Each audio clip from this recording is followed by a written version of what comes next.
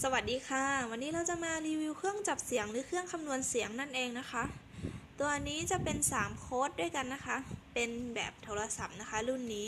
เดี๋ยวจะมาลองเขย่าให้ดูนะคะว่ามันจะออกตามที่เห็นอยู่นี้หรือเปล่านะคะตามโค้ดหรือเปล่าอันนี้ยาวมาทีนึงนะคะ4 5 6นะคะเขาบอกให้มาทางสูงนะคะ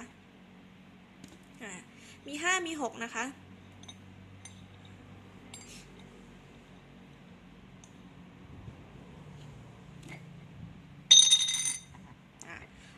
ตืดๆนะคะจะเป็นทางต่ำนะคะ1 2 3นะคะมีเอี่ยวมา2ลูกนะคะ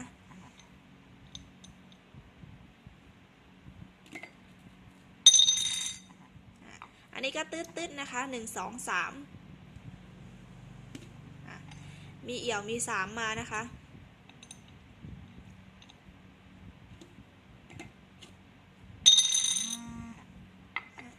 อันนี้ก็ตืดยาวที1 4 5 6นะคะมี4มี6 2 เม็ดนะคะ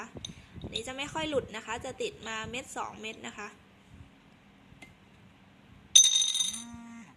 ยาวอีกแล้วค่ะ4 5 6เหมือนเดิมเลยมี4 2 เม็ดแล้วก็มี6 เม็ด1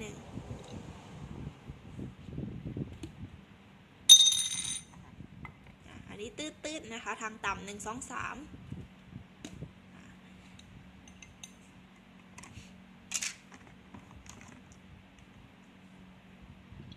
อันนี้สามารถเล่นได้ปกตินะคะมือถือเครื่องนี้โทรศัพท์เครื่องนี้ถ่ายรูปได้อะไรได้ปกติหมดเลย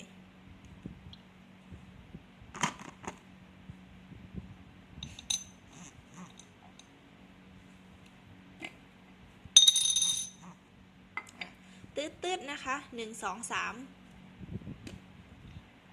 มี3มีเอี่ยวนะคะถ้าใครสนใจติดต่อได้ที่ตามนามบัตรนี้เลยนะคะ0903933560หรือแอด ID Line มาถามก็ได้นะคะไม่ซื้อไม่ว่ากันค่ะถามก่อนได้ค่ะขอบคุณค่ะ